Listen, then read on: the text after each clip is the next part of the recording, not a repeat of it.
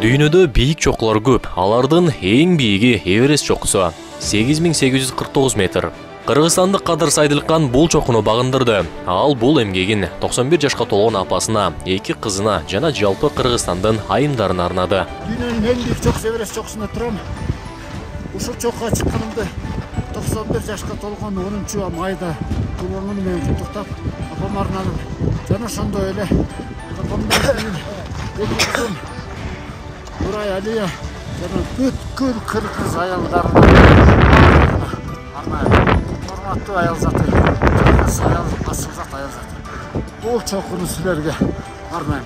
Кадыр мырза 17-майда таңкы 7:40 чокуга жеткен. Ал өзү менен кошо кыргызды дүйнөгө тааныткан Манас эпосунун академиялык томдугун, бийиктиктин символу болгон ак калпакты жана Кыргыз Республикасынын желегин алып чыккан.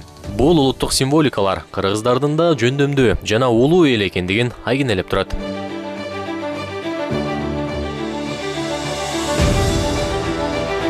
Эске салса, кыргызстандыктардан биринчи болуп Эверестке альпинист Дмитрий Греков барган. Ал чокуга 1997 жылдын 20-майында чыккан.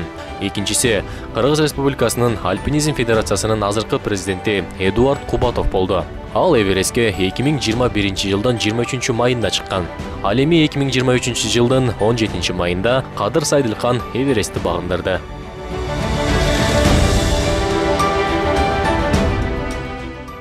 Эверестке чыгуу ар бир тоону багындыруучунун кыялы. Бирок бул милдет оор шарттарда аман-эсен чыга турган күчтүү жана чыдамкай адамдардын гана колунда. Эверест чокусу биринчи жолу 1953-жылы багындырылган.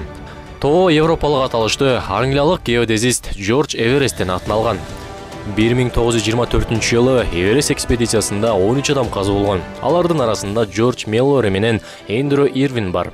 Алар ошол жылы чыгып бара жаткан жеринен дайынсыз жоголгон. Алар эң жогорку чекке чейин жете алыштыбы же жокпу азырынча белгисиз. 8000 метрден ашык бийиктикте өлүм зонасы деп аталган жер башталат. Ал зонада адамга кычкылтек жетишсиз болуп, организм акырындап өлө баштайт. 1924 жылдан 2018 жылга чейин Эверестте 295 адам көз жумган. Өлүм деңгээли болжол менен 3,2% түзөт.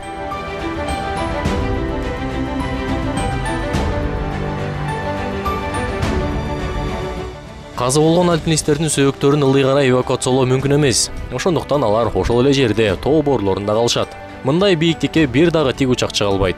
Алар көбүнчө башка альпинисттер үчүн бийиктик белгилери катары кызмат кылышат. Эвересттеги эң кандуу жыл 2015 жыл болуп саналат. Аталган жылда 19 адам каза болгон. Андыктан мындай бийиктикке өмүрүн коркунучка салып, кыргыздын орнаменттерин алып чыгуу бул сыймыктуу иш. Асылбек Байалиев, Аскар Маратов, ЛТР, Бишкек.